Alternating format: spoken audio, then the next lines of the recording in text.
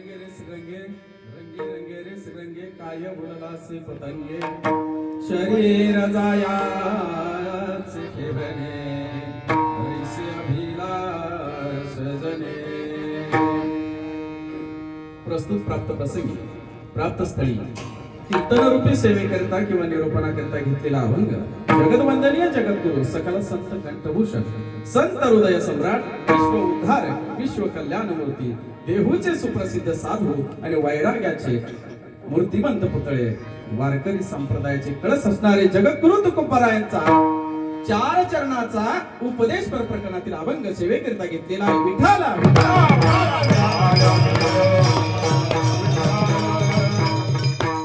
अभंगाचा विचार करायचा झाला तर जगद्गुरु तुकोबाराय आपल्या अभंगामध्ये काय प्रतिपादित करतात हे पाहायचं आपल्याला. पाहत असताना जगद्गुरु तुकोबारायांचे अनेक विषय आपण या गाथ्यामध्ये पाहतो. पण महाराज पाहायचं झालं तर तुकोबाराय आज या अभंगामध्ये उपदेश करतात. उपदेश करत असताना जीवाला जीवन कसं जगावं याच्यासाठी उपदेश करत असताना सांगत असताना तुकोबाराय सांगतात की बाबा रे, ज्या वेळेस तुकोबाराया इह लोकांमध्ये आले, इथे आल्यानंतर तुकोबारायांनी या समाजाकडे पाहिलं आणि पाहिल्यानंतर समाजाकडे पाहिल्यावर असं वाटलं की बाबा रे, प्रत्येक जीव कुठल्या ना कुठल्या कारणामध्ये कुठल्या ना कुठल्या रंगामध्ये रंगलेला आहे. रंगत असताना ज्या रंगामध्ये रंगलेला आहे तो रंग पाहिला तुकोबारायांना वाईट वाटलं की बाबा रे, जर जीवन सफल करायचंय तर या रंगात रंगून उपयोग नाही. मग रंगावं कशामध्ये तुकोबाराय सांगू लागले, बाबा हो, तुम्ही ज्या रंगामध्ये रंगला ना त्या रंगामध्ये जर रंगला तर तुमच्या आयुष्याचा बेरंग होईल. पण आयुष्याचा बेरंग न होता आयुष्य रंगीन कसं बनवावं हा जर विचार तुम्हाला करायचा असेल तर तुम्हाला वेगळ्या रंगामध्ये रंगावं लागेल. अहो तुकोबाराय आम्हाला सांगा कुठल्या रंगामध्ये रंगावं. तुकोबाराय सांगतात, बाबा रे, छोटासा एक दृष्टांत देतात अभंगामध्ये की जसं पतंग आहे आणि पतंग लाईट गेल्यानंतर जो छोटासा किडा असतो महाराज, तो उडत उडत उडत उडत त्या दिव्यापाशी जातो आणि दिव्यापाशी गेल्यानंतर त्याच्यावरती झडप घालतो. पण होतं असं, दिवा तर विजतोच पण हाही जळून खाक होतो. तुकोबाराय म्हणले की या पतंगाप्रमाणे तुम्ही राहू नका.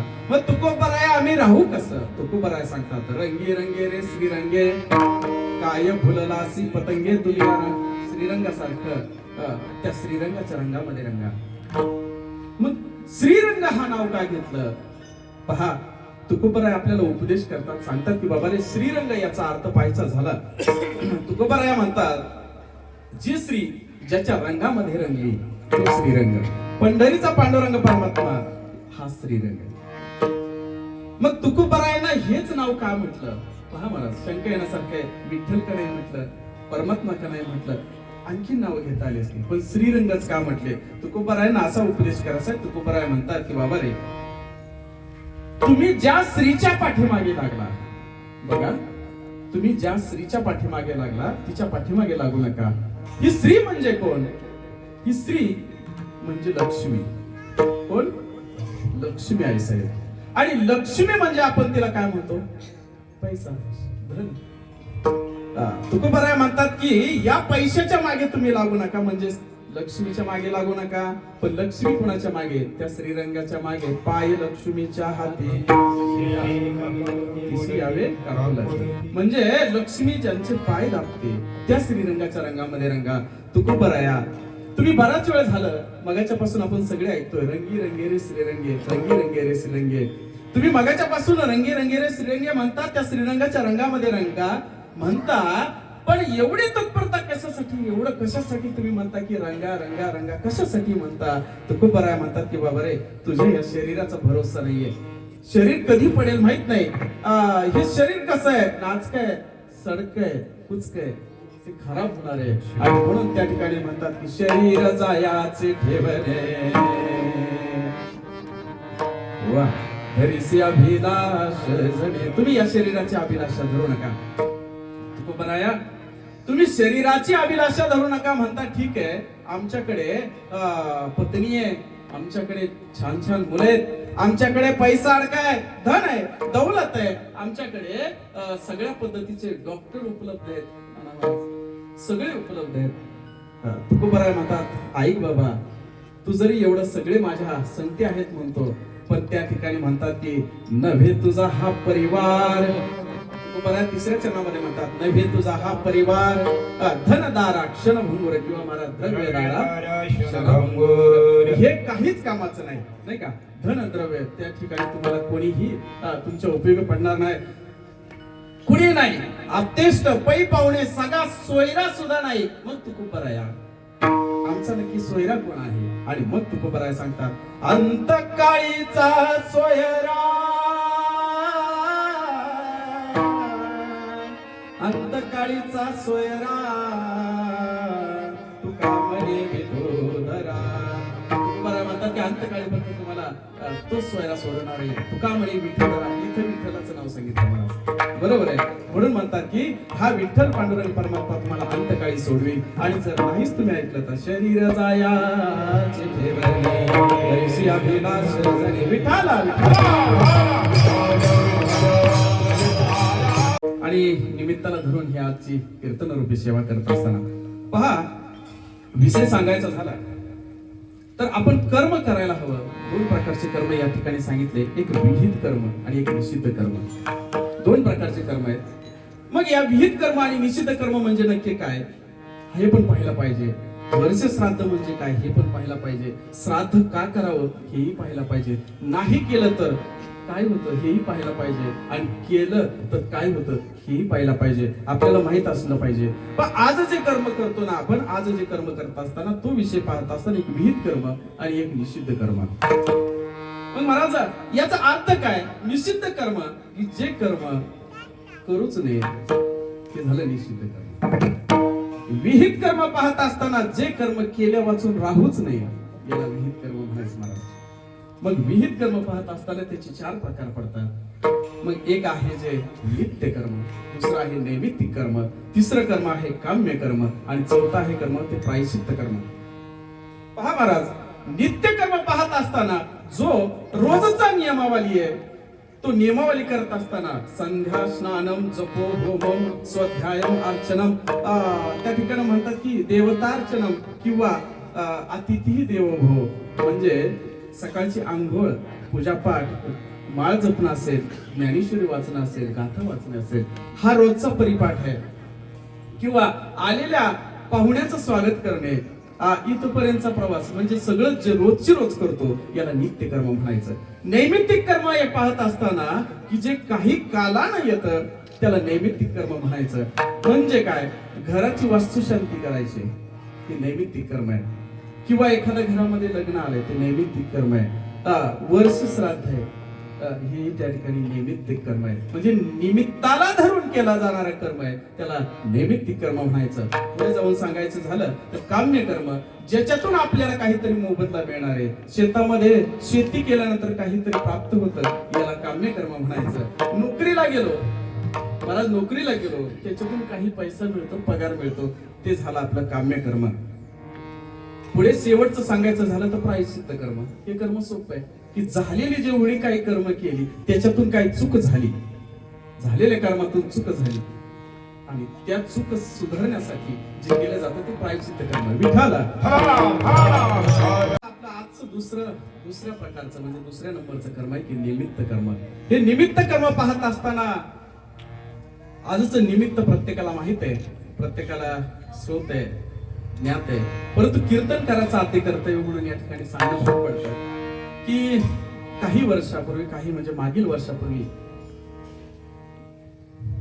अण्णांना या ठिकाणी जाणं झालं. कैलासवासी दादासाहेब बाबासाहेब पवार अण्णा म्हणायचे त्यांना. अण्णाला जाऊन आज 1 वर्ष पूर्ण झालं महाराज. आणि पूर्ण झाल्यानंतर ते वर्ष पूर्ण झाल्यानंतर आज या ठिकाणी प्रथम वर्ष श्राद्ध आपण या ठिकाणी करत असताना, वर्ष श्राद्ध कोणी पुण्यस्मरण म्हणतं, करत असताना त्यांच्या पाठीमागे असणारा जो परिवार आहे, अण्णांचे भाऊ असतील की भाऊसाहेब बाबासाहेब पवार, अण्णांचे धाकटे भाऊ असतील हरिभक्त परायण तुकाराम नाना या ठिकाणी पवार, नानाई नाही का, या ठिकाणी नाना असतील, आणखीन अण्णांचे चिरंजीव हरिभक्त परायण आमचे दाजी दिगंबर दादासाहेब पवार, अण्णांचे चिरंजीव गौतम भाऊसाहेब पवार पुतण्या हा परिवार आहे.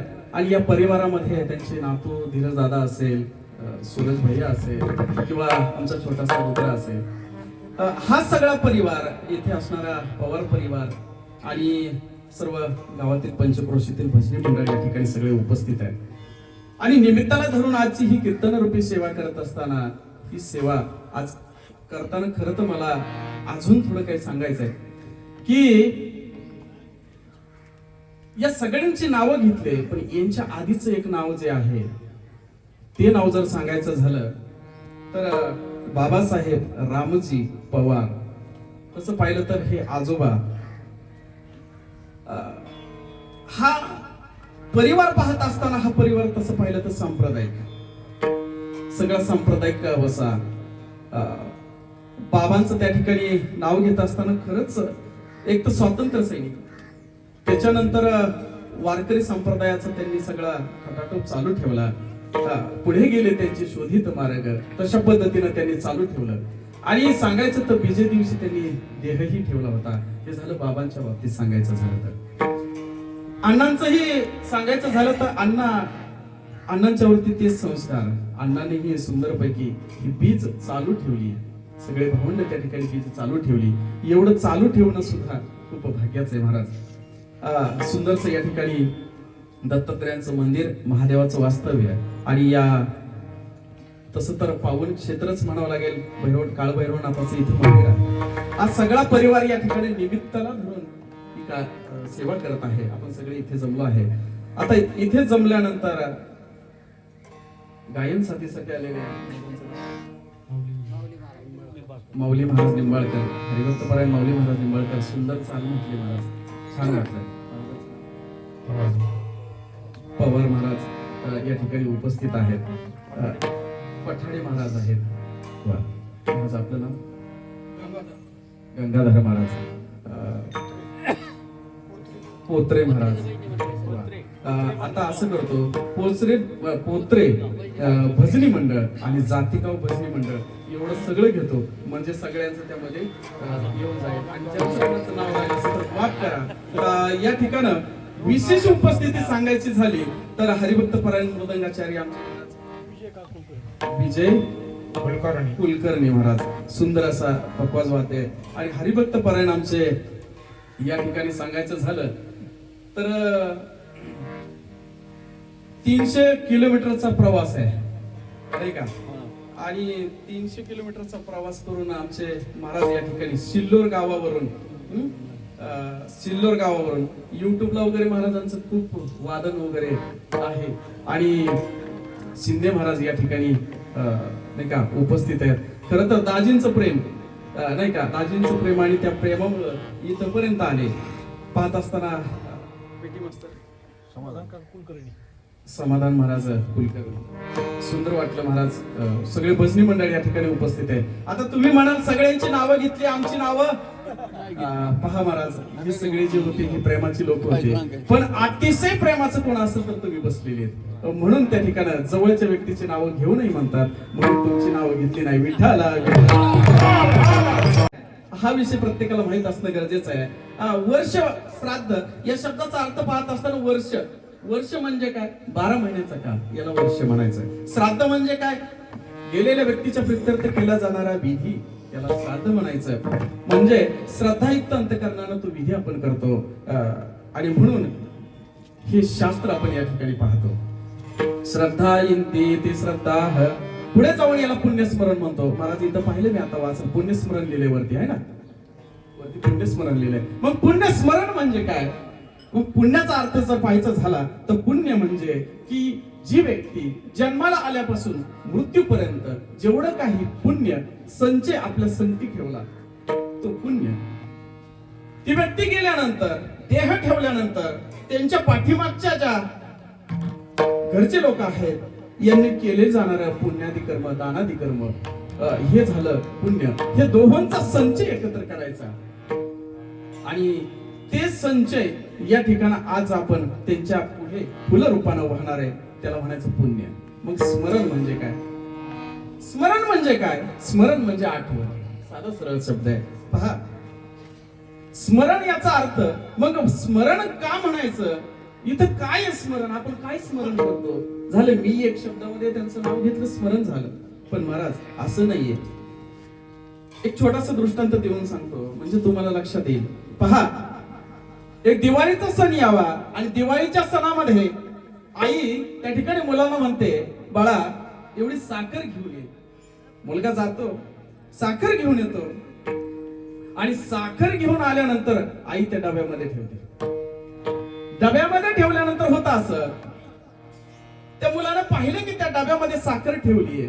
तो मुलगा खेळायला जातो, इकडे तिकडे नाचतो, बागडतो आणि काही दिवसानं त्याच्या लक्षात येतं की बाबा आपण त्या ठिकाणी साखर ठेवली. तो खातो, पण त्याला त्याची गोडी लागते आणि मग हीच साखर तो त्या डब्यामध्ये पाहतो, सारखी त्या डब्यामध्ये साखर आहे. तो फिरतो, खेळत येतो आणि एक दिवस आल्यानंतर, खेळत खेळत आल्यानंतर, थकल्यानंतर त्याला असं वाटलं की आता ती साखर खावी. डब्यामध्ये हात घालतो, पण होतं असं की डब्यामध्ये साखर काही दिसत नाही.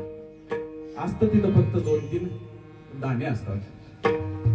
हा आईला ओरडतो, आई मला ती साखर पाहिजे, साखर कुठे? आणि मग आई म्हणते, बाळा साखर संपली. मला माहित नाही म्हणतो, मला ती साखर पाहिजे जी मी ती आणली होती आणि डब्यात ठेवली होती, ती साखर आई मला पाहिजे. आई म्हणते, बाळा साखर संपलीये, साखर आता मिळणार नाही. नाही मला सांगायचं नाही, मला तीच साखर पाहिजे. लोळायला लागतो काय, रडायला लागतो काय, गडबडायला होतो काय? आणि लोळत असताना महाराज त्या ठिकाणी होता असं की साखर संपलीये. आई म्हणते, बाळा एक 2 मिनिटं थांब, मी घरात जाऊन येते.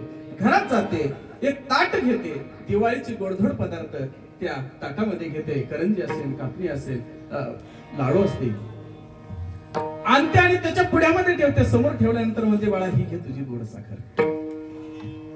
बाळ म्हणतं, आई मी आता मोठा व्हायला लागलो, ही साखर आहे का ग? साखर नाही.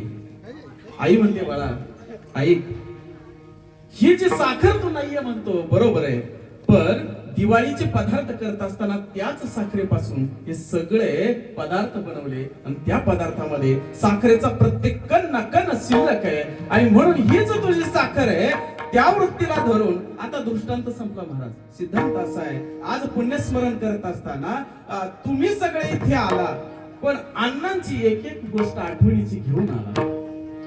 बरोबर आहे, एक एक अण्णांची आठवणीची गोष्ट घेऊन आला आणि इथं त्याचं स्मरण करू लागला. आज तुम्हाला अण्णा इथं नाहीये, पण अण्णा तुम्हाला आज दिसल्याशिवाय राहणार नाही. म्हणजे हे झालं पुण्यस्मरण. याला म्हणायचं पुण्यस्मरण, म्हणून आपण पुण्यस्मरण करतो. विठाला शास्त्र असं सांगतंय, भगवद्गीता 2ऱ्या अध्यायामध्ये 23वा त्या ठिकाणी श्लोक सांगते की नैनम चिन्नंती शस्त्राणी नैनम नहंती पावक न चेन क्लिदेन त्यापन शोषयति मारुत.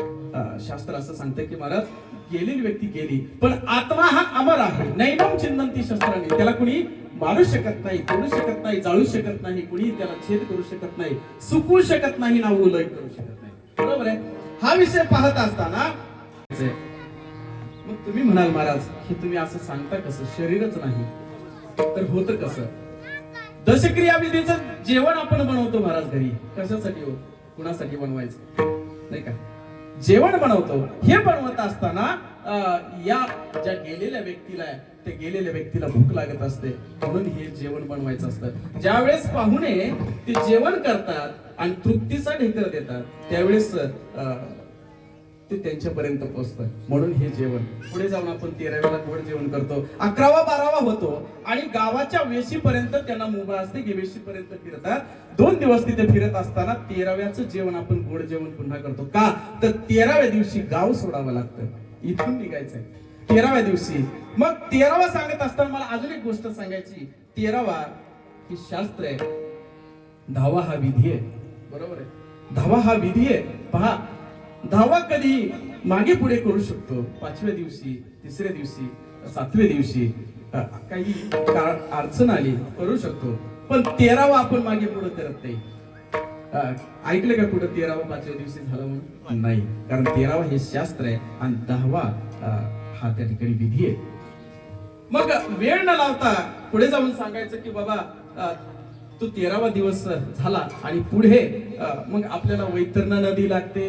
ती वैतरणा नदी लागल्यानंतर ती वैतरणा नदी किती दिवसाची काही ते आणखी बरंच आहे, पण आता आपल्याला त्या ठिकाणी सांगायला वेळ कमी आहे. सांगावं का? गरुड पुराणामध्ये हा सगळा अभ्यास आहे की बाबा 48 दिवस त्या ठिकाणी पाहायचे झाले तर आपल्याला नदीपर्यंत जायला लागतात. राहिलेले हे 13 दिवस आणि हे 48 दिवस झाले किती महाराज? 61 दिवस. 61 दिवस त्या ठिकाणी आपल्याला ती नदीपर्यंत जाण्यासाठी लागतात आणि पुढे 39 दिवस ती नदी पार करायला लागतात. म्हणजे झाले 100 दिवस. 39 आणि 61 100 दिवस झाले. बरोबर आहे ना? बघा गणित चुकायला नको. कारण आता शिक्षकांचं गेले, बहिणाही शिक्षक आहेत, दाजी शिक्षक आहेत, काय करावं नाही का? मग 100 त्या ठिकाणी दिवस झाले आणि 100 दिवसानंतर 265 दिवस राहिले.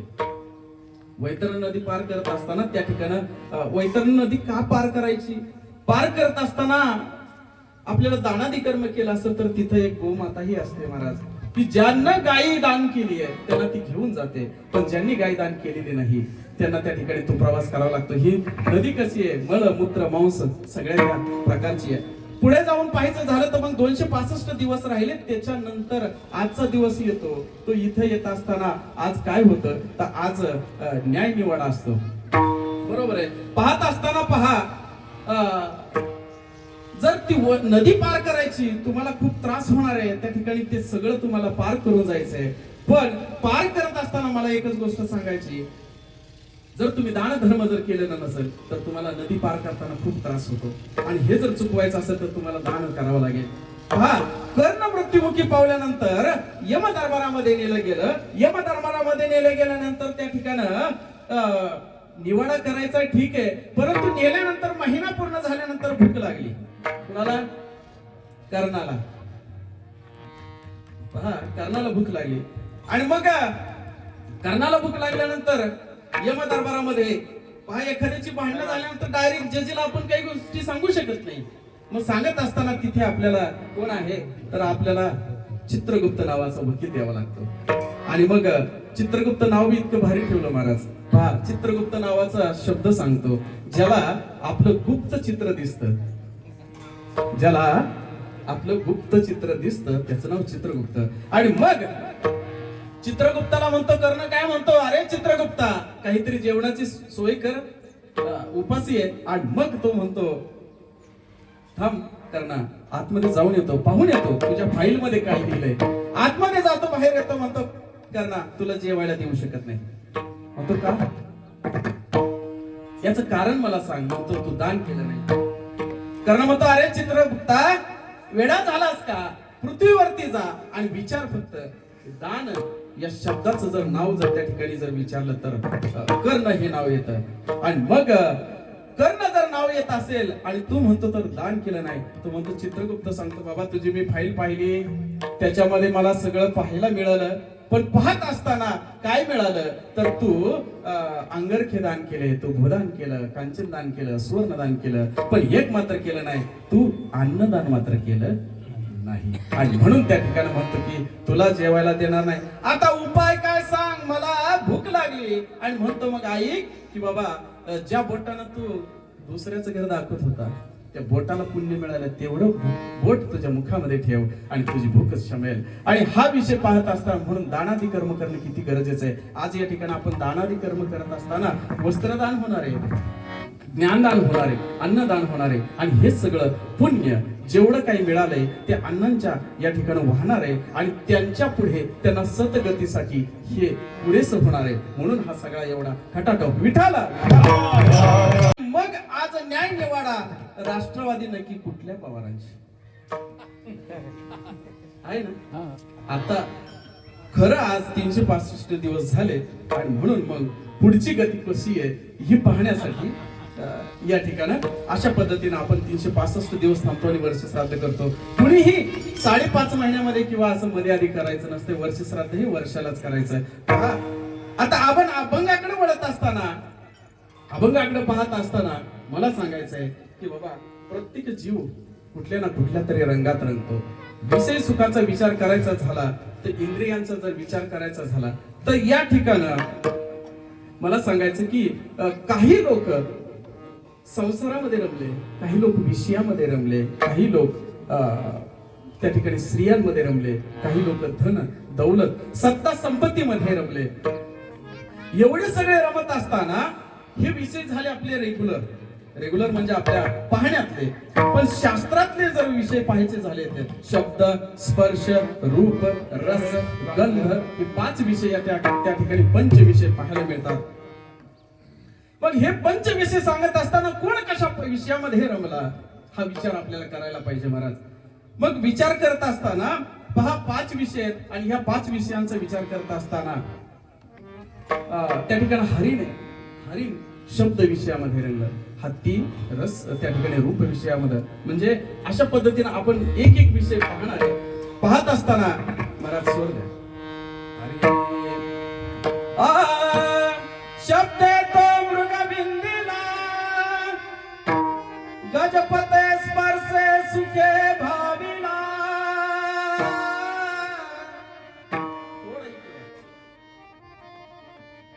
शब्द तो मृग बिंदिला, मृग म्हणजे हरिण आणि हरिण त्या ठिकाणी शब्द विषयामध्ये गजपते स्पर्शे सुखे भाविला. स्पर्श विषयानं हत्ती त्या ठिकाणी त्याचा घात होतो. शब्द तो मृग बिंदिला गजपते स्पर्शे सुखे भाविला. रूपे दान पतंग भुंगे तैसा गंधित संतोषला. मीनही रसी सेविता मधुर प्राणाती पावे. बळे 5ही विषय सेविता त्याची गती न कळे. बराच 5 विषय पाहिजे झाले.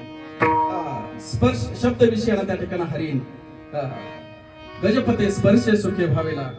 पुढे आहे हत्ती, भुंगा आहे, त्या मकरंद सेवनासाठी भुंगा आहे. असे 5 विषय पाहायचे झाले तर पुढे पाहत असताना एक विषय पाहू आपण, नाही का. शब्दे तो मृग बिंदला, शब्द विषयानं मृगाचा. पहा हरिण आहे आणि हरिण पकडायचा आहे. ऐका महाराज, हरिण पकडायचा आहे. त्या ठिकाणी पारदे हरिण पकडण्यासाठी गेल्यानंतर करतो काय महाराज, एका झाडाखाली बसून सुंदरसा पावा वाजवतो,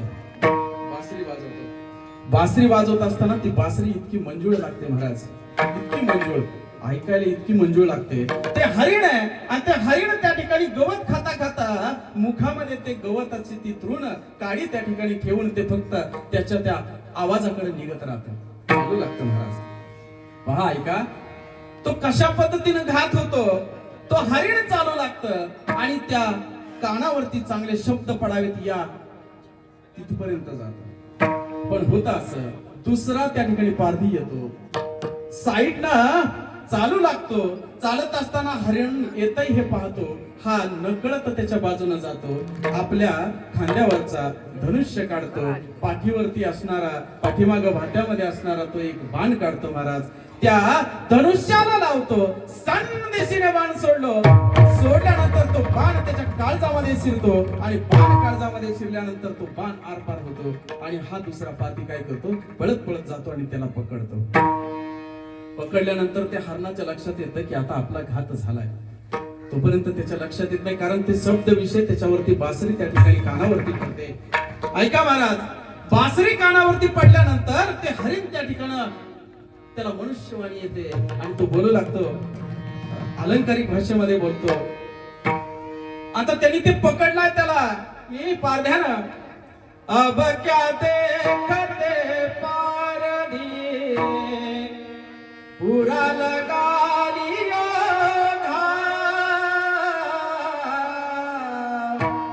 अब क्या देखते पारधी पूरा लगा लिया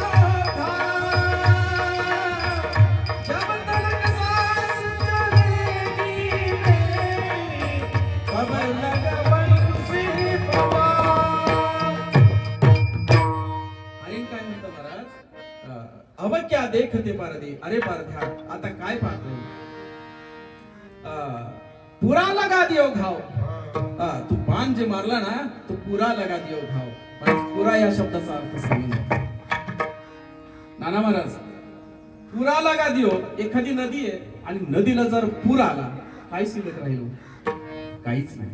तसं ते हरिण म्हणतं की बाबा तू जो बाण मारला ना, तो पुराला का दियो घाव, जसा पूर यावा आता शिल्लक राहू शकत नाही, असा बाण माझ्या तू त्या ठिकाणी काळजामध्ये लावलाय. ठीक आहे, इथपर्यंत ठीक आहे बाबा, पण ऐक, ज्या वेळेस महाराज एखाद्याला फाशी द्यायची, त्याला शेवटची इच्छा विचारली जाते, बरोबर आहे. आणि मग तो पारधी म्हणतो बाबा तुझी इच्छा काय असेल तर सांग, आता तर संपलंय. आणि मग ते म्हणतं की बाबा माझी एक इच्छा आहे. काय इच्छा आहे? आणि मग ते हरिण बोलतं महाराज ऐका, सिंग की कर सिंगोटी मांस पका कर खाव. अरे पारध्या ऐक, माझ्या सिंग आहे ना, माझे सिंग ते माझा चेहरा जे आहे ना तुझ्या घरावरती लाव, शोभेवंत दिसल. माझं हे शरीर आहे ना त्या ठिकाणी तुझ्या मुलाला खाऊ घाल, सुधा निवृत्ती होईल. सिंग की कर सिंगोटी मांस पका कर खाव. ऐक पारध्या, अजून एक काम कर, इस जाम पर बैठक तू रस रागीन गा. काय म्हणतात बाबा ऐक, जोपर्यंत माझ्या जीवात जीव आहे तोपर्यंत बासरी वाजव, पण शेवटचं तेवढं कर, ज्यावेळेस मी मरण पावेल माझं जे शरीरावरचं कातड आहे ना ते कातड खाली ठेव आणि सकाळ संध्याकाळ तेवढे माझी बासरी त्या ठिकाणी वाजवत राहा, मला त्या ठिकाणी समाधान प्राप्त होईल. अशा पद्धतीनं विषय महाराज त्याचा काय शब्द विषय, मरण जरी आलं तरी शब्द विषय सोडलं नाही महाराज. म्हणजे पण हरणाचा विघात झालाच, हा झाला पहिला विषय. गजपते स्पर्श भावीला स्पर्श विषयानं त्या ठिकाणी हत्ती आहे आणि हत्ती पकडायचंय महाराज. हत्तीचा स्पर्श विषयानं घात होतो, हत्ती पकडायचंय, काय करावं? काही लोक महाराज हत्ती पकड असं नाही का? नाही महाराज, हत्ती पकडू शकत नाही महाराज, नाही का? एखाद्या छोटस कोकरू का धरलं हातानं चालवलं घरात, नाही का? नाही महाराज, हत्ती पकडायचा सोपी गोष्ट नाही. पण हत्ती पकडताना काय केलं जातं? त्या ठिकाणी जंगलामध्ये मोठा खड्डा केला जातो. खड्डा करायचा, त्याच्यावरती लाकडं टाकायची, पालापाचोळा टाकायचा आणि कागदाची हत्तीन तयार करायची, तिला काजळी फासायची आणि काजळी फासल्यानंतर महाराज काय करायचं की तो हत्ती तिथं हत्तीन उभा केली, हत्ती जवळ जवळ येतो, स्पर्श विषयानं जवळ येतो, मदमत्त झालेला हत्ती जवळ जवळ येतो आणि त्या ठिकाणी लाकडावरती पाय टाकला तसा हत्ती आतमध्ये. आणि मग असा हत्ती आतमध्ये गेल्यानंतर मग आता हत्ती का गप्प बसणार आहे का? पण महाराज 8 दिवस 15 दिवस खायलाच द्यायचं नाही. डेंगू झाल्यावर कशी परिस्थिती होती माहितीये का? आहे ना इकडे डेंगू? आमच्याकडे आहे. आणि मग तशी परिस्थिती होते महाराज. आणि मग अशक्त झालेल्या हत्तीला काहीही करता येत नाही कृष्ण महाराज. आणि मग त्या ठिकाणी हत्तीला पकडलं जातं, त्याचा घात केला जातो, स्पर्श विषयानं हत्तीचा घात होतो. शब्द आहे तो मृगपिंडीला, गजपते स्पर्शे सुखे भावेला, रुपे दान पतंग भुंगे तैसा. भुंग्याचा विषय पाहायचं झालं तर मकरंद सेवन करण्यासाठी हा काय करतो भुंगा महाराज? भुंगा उडत उडत उडत उडत येतो आणि एखादं फुल पाहतो आणि फुलावरती मकरंद सेवन करण्यासाठी बसतो. एक 2 प्रकारचे कमळ आहेत महाराज, एक सूर्यविकासिनी कमळ आणि एक चंद्रविकासिनी कमळ आहे.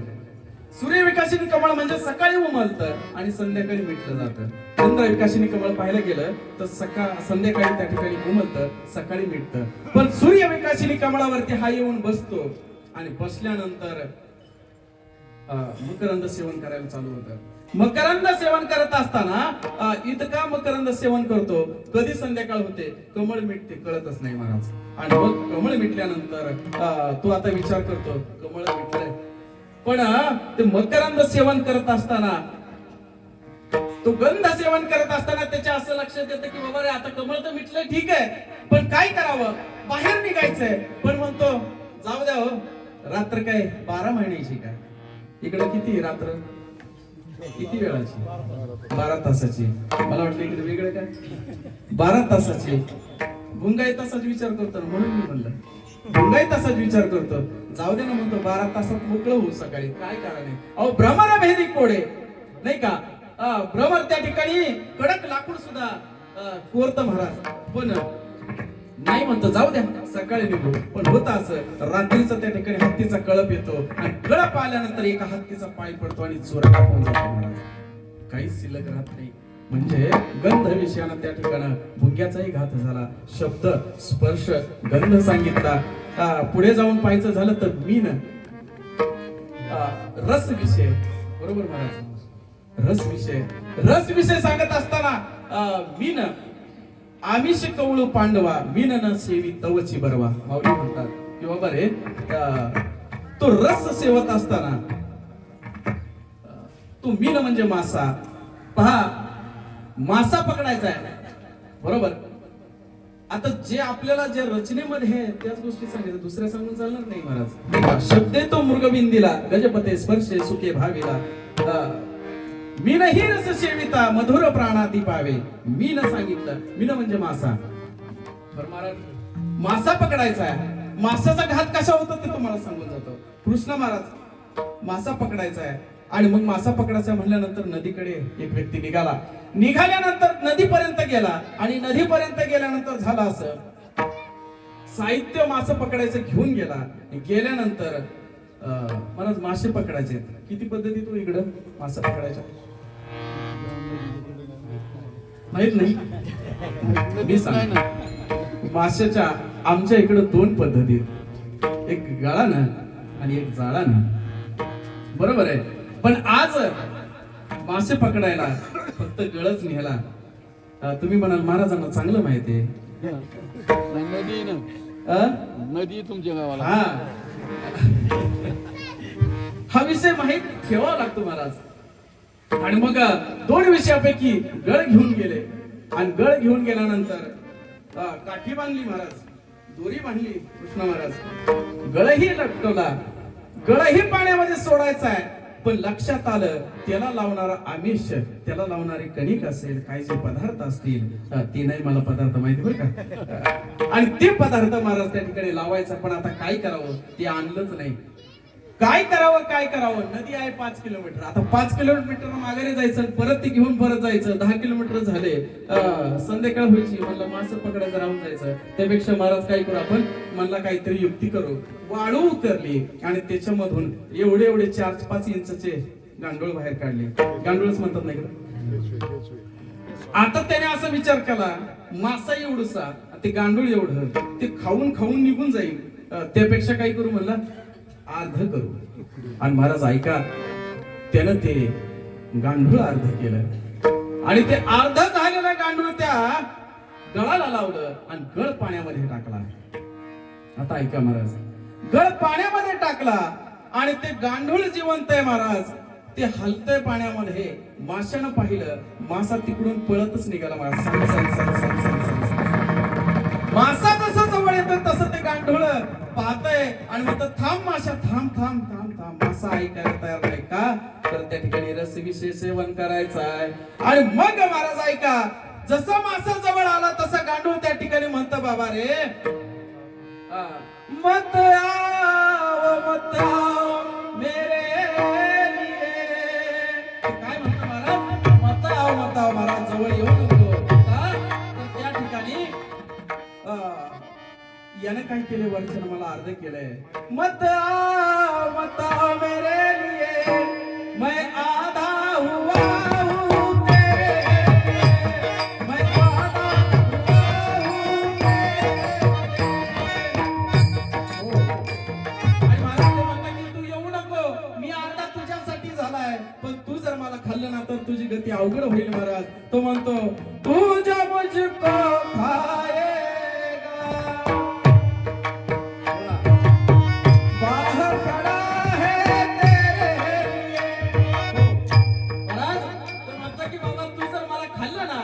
तुला वरचा त्या ठिकाणी सोडणार नाही. आणि महाराज मासा जवळ येतो आणि जसा मासा येतो आणि त्याला झडप घालतो महाराज. झडप घातल्या वरच्याला लक्षात येतं की इथं काहीतरी गडबड झाली. जोराचा झटका देतो आणि महाराज तो गळ त्याच्या घशातून बाहेर निघतो. आमिषाच्या मिशी गळाली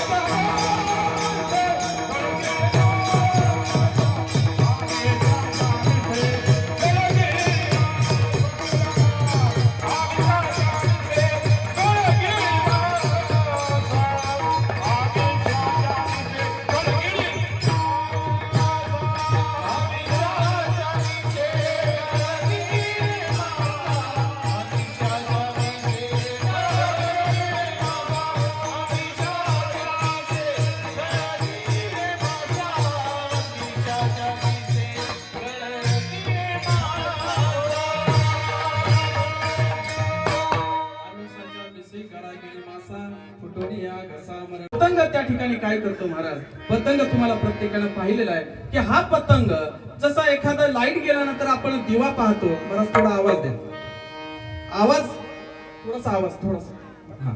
आणि पाहत असताना तो पतंग जे आहे ना महाराज, तो पतंग लाईट गेल्यानंतर तो आपण पाहतो की एखादा दिवा लावलेला आहे आणि त्या मिनमिनत्या दिव्याच्या कडेला ते भुंगे त्या ठिकाणी फिरत असतात. तो पतंग फिरत असतो आणि फिरत फिरत फिरत फिरत आल्यानंतर महाराज त्याला असं वाटतं की याच्यातून काहीतरी मला प्राप्त व्हावं आणि म्हणून त्या ठिकाणी जातो. पण होतं असं महाराज, जवळजवळ जातो आणि त्याच्यावरती झडप घालतो आणि झडप घातल्यानंतर दिवा तर दिसतोच पण हाही त्या ठिकाणी मरण पावतो.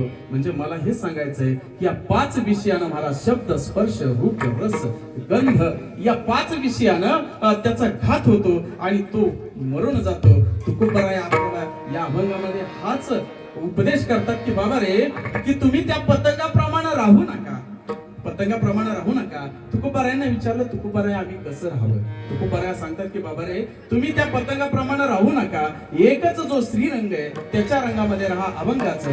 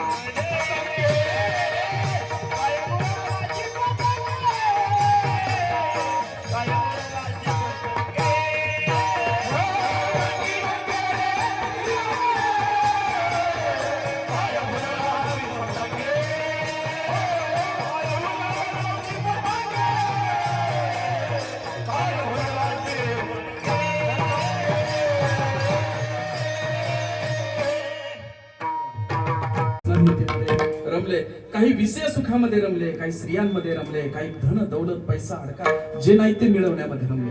पहा महाराज, एक एक विषय सांगत जाऊ आपण. संसारामध्ये काही लोक रमले, इतके रमले महाराज की त्यांना विषयी गोंधळ गाजत असे.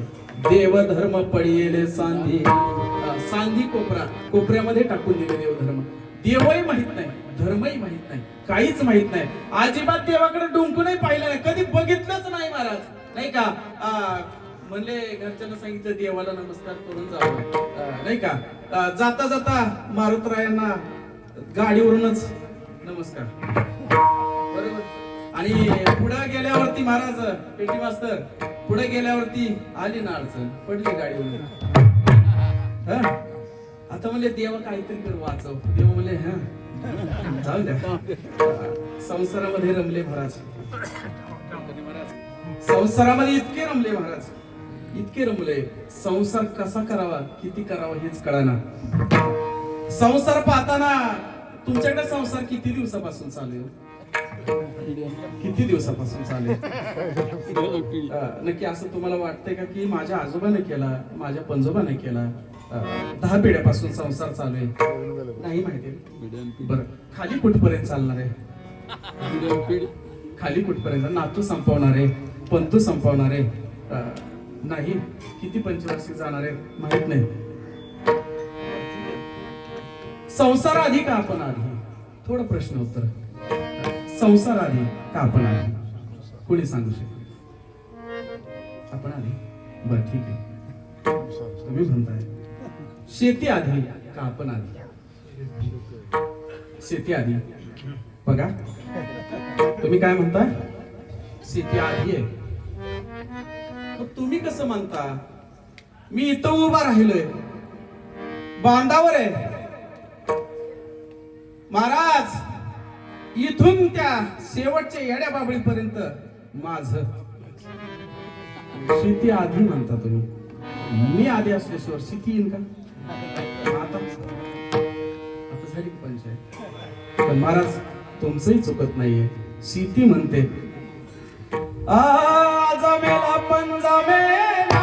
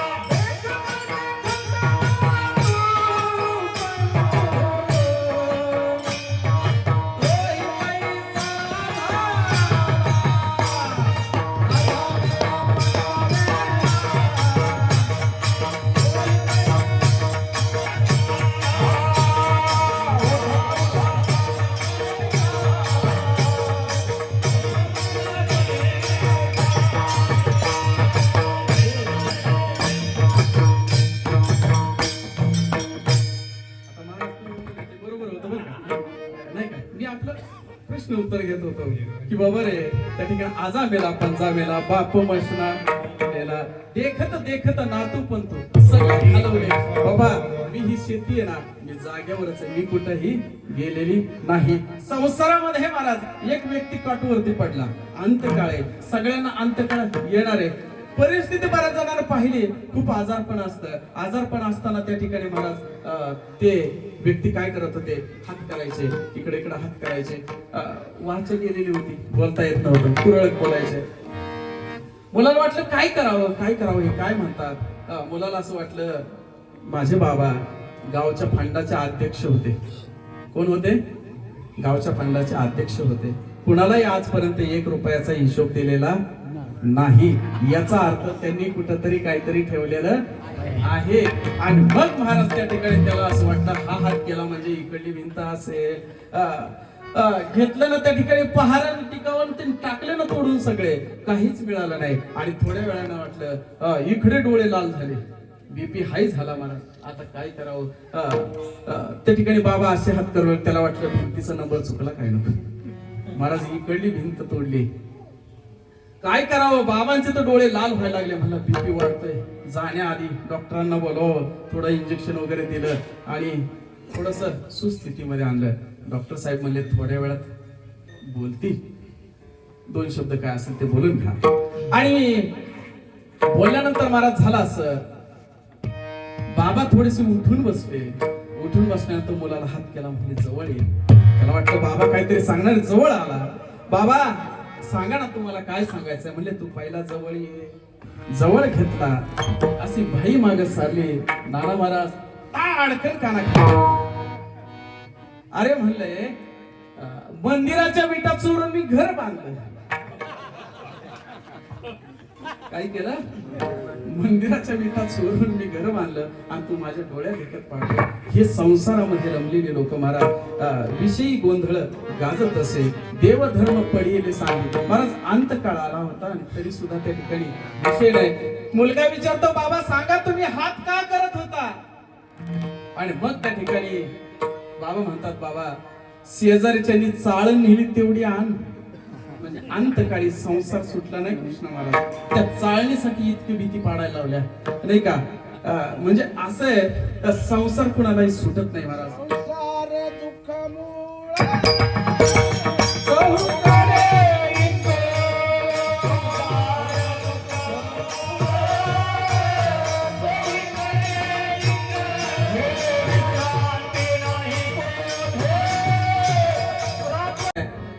नाना महाराज त्याच्यावरती त्या विकणाऱ्यांना सुद्धा छपलं, खाऊ नका बाबा कॅन्सर होतो. त्याच्यावरच असा बोर्ड अंगठ्याने दाबून धरतो, जसं काय त्याला होणार नाही. आणि मग पुडी फोडतो आणि मग त्या मुखामध्ये टाकतो. म्हणजे इतकी व्यसनाधीनतेची लोक महाराज. काही लोक स्त्रियांमध्ये रमले. स्त्रियांमध्ये रमत असताना महाराज अमृत आलं होतं. कुठं, समुद्र मंथन करत असताना अमृत वरती आलं. अमृत वरती आल्यानंतर राक्षसांनी अमृत पळवलं महाराज.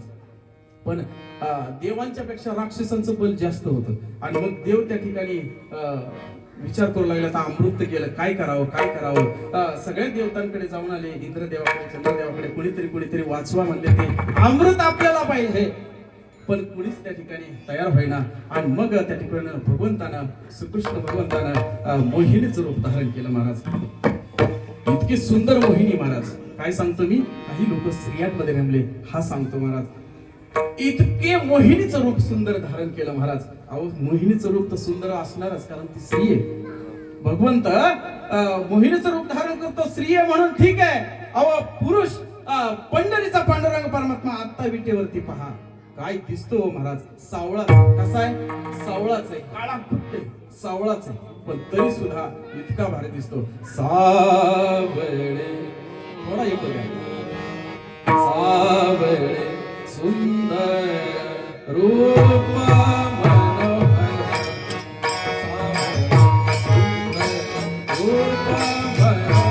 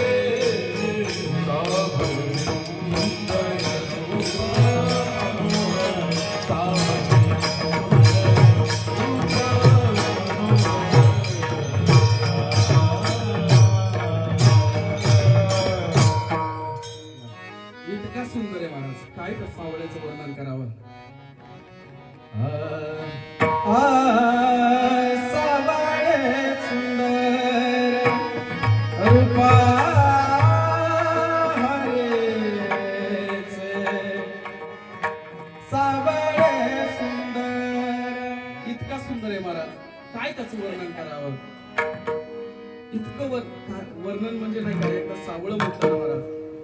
उभे पंढरीचे विटेवरी, उभे पंढरीचे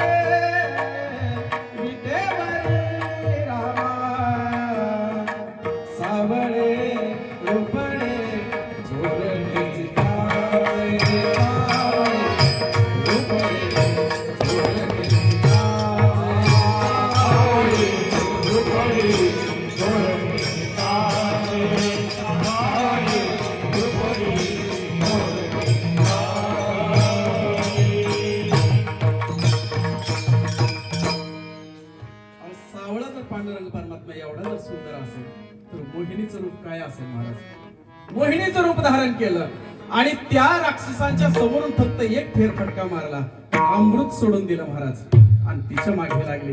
म्हणजे काही लोक स्त्रियांमध्येही रमले.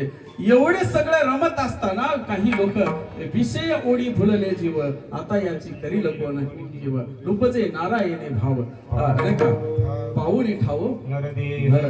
म्हणजे एवढं सांगत असताना महाराज लोक त्या विषयामध्ये रमले.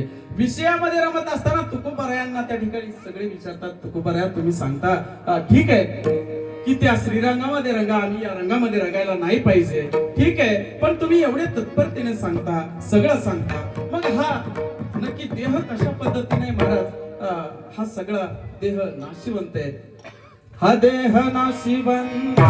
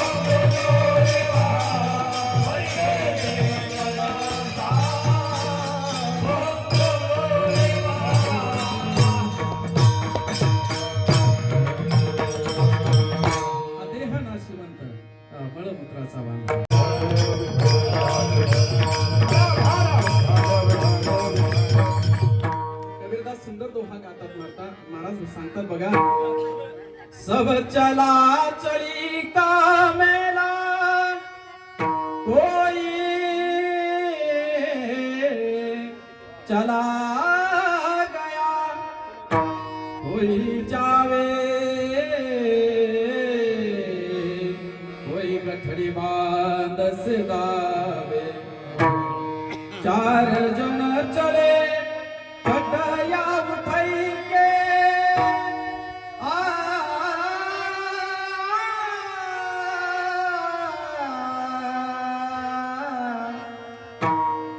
चार जन चले कटया उठाई के रोवत संग डगरा डगरिया, कहत कबीरा सुन भाई सारो संग चले सुखी लगरिया.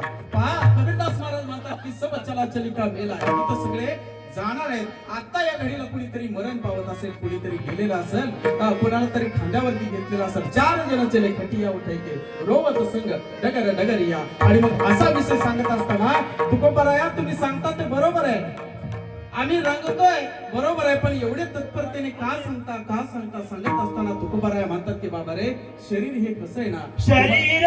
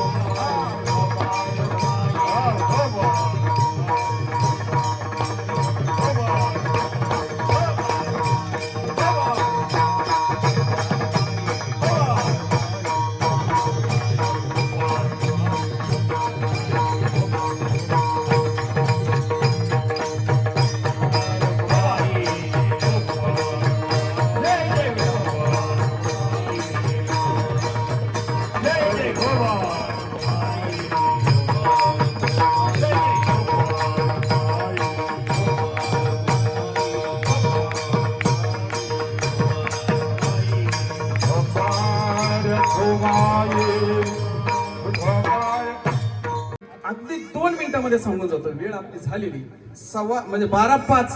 गोरोबा काकांचं काम व्यवसाय पाहायचं झालं तर मडकी घडवणे. दुसरा कोणालाही पाठवून उपयोग नाही. तिथे पाठवायचं तर कुंभार पाहिजे. काय करावं? सगळीकडे पाहिलं, कोणी कुठेही कुंभार भेटायला तयार नाही. ऐका महाराज, प्रत्यक्ष भगवंतानं विटेवर मोडी खाली मारली आणि विचार करतायत आता आपण जायला हवं. भगवंतानं खाली आल्यानंतर कुंभाराचा वेश धारण केला. म्हणजे आपणच जायचं, कुणाला बोलवायला नको. आता कुंभार झाले, आता गाढव पाहिजे, त्याच्याशिवाय कुंभाराला शोभा नाही. जुन्या काळाचं सांगतो महाराज, आताच नाही. आपसुक सगळीकडे पाहिलं, कोणीच नाही. पण तिथं गरुड उभा होते. गरुड म्हणले, देवा कशाला कोणाची वाट पाहता, मी आहेच आहे ना. गरुडानं त्या ठिकाणी गाढवाचं रूप धारण केलं. देव आणखीन विचार करू लागले, मी तर कुंभार झालो, गाढवही आहे, पण गाढव हाकायला कोणीतरी स्त्री पाहिजे किंवा कोणीतरी कुंभारीण पाहिजे. काय करावं? आई साहेब म्हणले, देवा कशाला कोण, मी आहे ना. झालं ना वेश तयार, लगेच कुंभारीण. आणि मग सगळे कुठं तेरडोकला. महाराज काकांच्या गावामध्ये गेले, काकांच्या वाड्या जवळ जवळ गेले आणि काकांना हाक मारली, काका आहेत का घरात? काकांना सांगितलं, हो आहे. कोण तुम्ही? म्हणजे आम्ही लांबून आलो. काय काम? म्हणजे आम्हाला समजलं की तुमच्याकडं कुंभार काम करण्यासाठी कुणातरी गड्याची गरज आहे. म्हणजे ठीक आहे, तुम्ही काय काम करणार? सगळं काम करणार. काका तुम्ही सांगाल ते काम करणार. काका आम्हाला कामाची गरज, आम्हाला काम द्या. ऐका महाराज, जगाचा मायबाप सगळ्याला कामाला लावतो आणि स्वतः काम मागायला आला महाराज. कोणाच्या? गोरोबा काकांच्या घरी. आपला सोयरा कोण आहे हे पाहतोय महाराज आपण, त्याच्यासाठी हा दृष्टांत आहे. आणि मग आल्यानंतर काकांना सांगितलं, इथं माती आहे, इकडं पाणी आहे, तो डोंगर आहे, तिकडून माती आणायची, इथं टाकायची, चिखल मळायचा, आव्यामध्ये भाजायचे, ते मडके साईडला ठेवायचे, व्यवस्थित ठेवायचे. सगळं महाराज त्या ठिकाणं व्यवस्थित ऐकलं. काका म्हणतात, वा खरंच ना देवासारखा आला. काका काय म्हणले? खरंच देवासारखा आला. देव म्हणतात, काका अहो देवच आहे, काय सांगावं. पण काकांना नाही माहिती, काकांना माहित नाही ते. आणि मग महाराज काम चालू झालं. मडके घडू लागले महाराज. अनेक प्रकारचे मडके त्या ठिकाणी घडू लागले महाराज. ऐका महाराज, अनेक प्रकारचे मडके घडू लागले. तुमच्या माझ्यासारखी मडकी घडवले ज्यांनी महाराज, एकासारखं बनवलं नाही महाराज. सगळ्यांना नाकाच्याच जागेवर दिलं, पण एकसारखं बनवलं नाही महाराज. त्याला बनवणाऱ्या त्या भगवान पांडुरंग परमात्म्याला मडकी घडवणं काय अवघड आहे का? सणा मडके घडवू लागले, मडक्याचा ढीग लागला. कीर्ती पसरली, गोरोबा काकांच्या घरी मडके सुंदर आहेत, घेऊन जा. सगळे लोक येऊ लागले, घेऊन जाऊ लागले. सगळीकडे मडके गोरोबा काकांच्या घरचे त्या ठिकाणी जाऊ लागले. आळंदीच्या लोकांना खबर लागली की बाबा रे, गोरोबा काकांचे हात तुटलेले आहेत, पण गोरोबा काकांचा संसार सुखाचा चाललाय. मुक्ताई म्हणते, ज्ञानदादा आपल्याला पंढरपूरला जायचंय, पण ऐक दादा, माझी इच्छा आहे आपण पहिलं तेरडोकला जाऊ, गोरोबा काकांचा संसार मला बघायचा आहे. सगळे आळंदीची मंडळी आली महाराज. ज्ञानदादा आले, त्या ठिकाणी निवृत्ती दादा आले, सोपन काका आले, मुक्ताई आल्या. आल्यानंतर गावामध्ये सगळे काका आहेत का? हो म्हणले. कोण तुम्ही? आम्ही आळंदीवरून आलो. वा, ओळख झाली. ज्ञानदादा, सोपन काका, सगळ्यांची ओळख झाली. मुक्ताई दर्शन घेतलं आणि काकांचं दर्शन घेतल्यानंतर घरात बोलवलं, आदर तिथे झालं. आणि मुक्ताई आपसूक बोलते, महाराज ऐका, सुंदर आहे महाराज, त्या ठिकाणचे वाक्य खरंच सुंदर आहे. मुक्ताई म्हणते, काका कसा चालला हो तुमचा संसार? मुक्ताई काय म्हणते? एवढीच मुक्ताई महाराज. मुक्ताई जगज्जननी ती काकांना विचारते, काका कसा चालला हो तुमचा संसार? संसार जर सुखाचा असेल ना तरच परमार्थ घडतो महाराज, तसा नाही, संसारही सुखाचा व्हायला पाहिजे. आणि मग त्या ठिकाणी काका म्हणतात, सुखाचा चाललाय. काका तुमच्याकडे पाहिलं तर तुम्हाला दोन्ही हात नाहीत हो. तुमच्याकडे पाहिल्यानंतर दोन्ही हात नाहीयेत, पण तुमची ही मडकी घडवतं कोण? काका म्हणतात, मुक्ताई माझ्याकडे एक नोकर आहे, तो सगळी मडकी घडवते. आणि मग मुक्ताई उठते, नाना महाराज मुक्ताई उठते आणि जवळ जाते आणि मडक्याला हात लावते. एक एक मडकं हातात घेते महाराज. सुंदर दृष्टांत आहे महाराज, ऐका.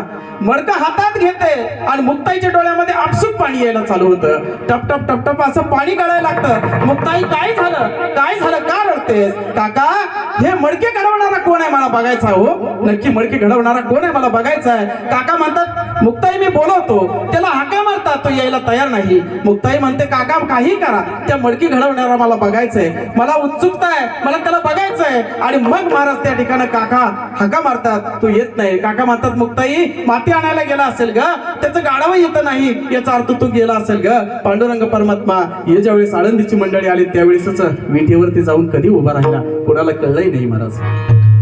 पांडुरंग परमात्म्याला काही कळणार नाही महाराज. हे लोक येणार आहेत म्हणून मुक्ताई जाणतीये, हे सगळे जाणतेत म्हणून पांडुरंग परमात्मा विटेवरती जाऊन उभा राहिला. आणि मग त्या ठिकाणी मुक्ताई रडते, काका सांगा ना मला कोण घडवतंय हे मडके, कोण घडवतंय सांगा ना महाराज, सांगा हो कोण घडवतंय, कोण घडवतंय महाराज. आणि मग मुक्ताई त्या ठिकाणी विचारते, काका.